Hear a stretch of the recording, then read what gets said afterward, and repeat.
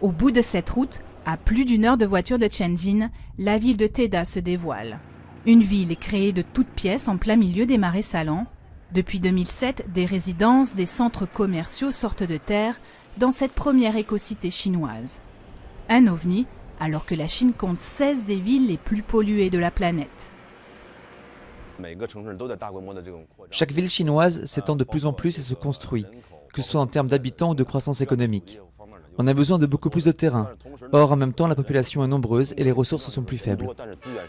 Né d'une collaboration entre les gouvernements chinois et singapouriens et cofinancé par des entreprises privées, Teda s'étendra en 2020 sur 30 km² avec des panneaux solaires fournissant 9 MW d'électricité, des transports en commun verts, un recyclage des déchets et de l'eau potable au robinet dans un pays où 70% des rivières sont polluées.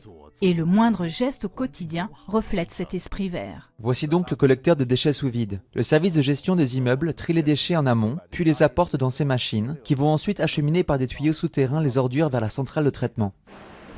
Une écocité ambitieuse qui devrait coûter dans les 30 milliards d'euros et abriter à terme 350 000 habitants. Pour l'instant, Teda ne compte que 60 familles. La ville n'a pas encore d'école ou d'hôpital, mais cela ne décourage pas les pionniers de l'écocité. Xie Kai s'est installé ici il y a 4 mois avec sa femme et son bébé. À Teda, le prix du mètre carré est quasiment le même qu'à Tianjin, 1 500 €. Et comme Xie Kai a participé à la construction de la ville, il a pu acheter son appartement à un prix préférentiel. Mais l'écologie n'est pas sa priorité.